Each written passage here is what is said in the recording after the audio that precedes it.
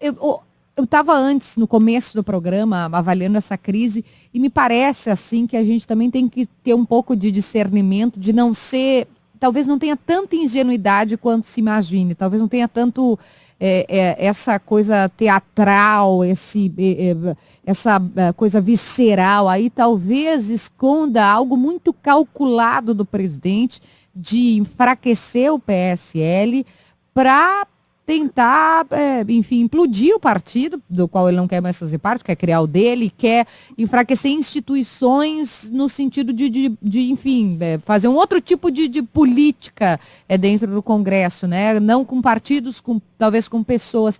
Qual é a tua leitura, Ciro, até pela relação, pelo tanto que tu acompanha de política, sobre essa crise do PSL? Veja, a tua opinião inteligente e prudente é o que se recomenda. Isso não elimina a vulgaridade com que uma estratégia urdida pelo Bolsonaro está em andamento.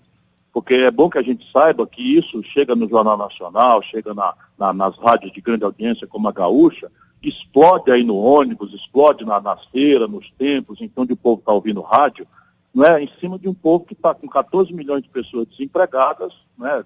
38 milhões de pessoas empurradas para viver de bico, sem nenhuma proteção na informalidade, 63 milhões e 700 mil brasileiros humilhados com o nome sujo no SPC, e eles esperam que a política produza alguma equação, algum jeito, alguma esperança, algum rumo para mudar isso. E olham para o estamento político e que assiste essa briga de louco com bandido, parecendo uma briga de foice no escuro, não é? Que de fato desrespeita o sofrimento e o tamanho da crise brasileira.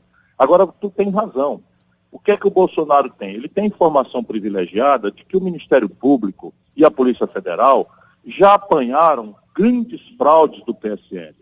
Ele está produzindo, ao modo vulgar de ser, sem um operador, porque ele é uma pessoa muito despreparada e sem segundos, é uma pessoa sem gente de confiança ao lado dele. Então ele próprio opera essas maluquices, mas a intenção dele é passar para o cidadão brasileiro que ele é uma pessoa que está em antagonismo com aquilo que é ele próprio. As práticas podres, corruptas do PSL, e que ele praticou também na campanha e foi delas o melhor beneficiário. Isso, sem dúvida nenhuma, é o que está acontecendo no Brasil. E o pano de fundo é dinheiro.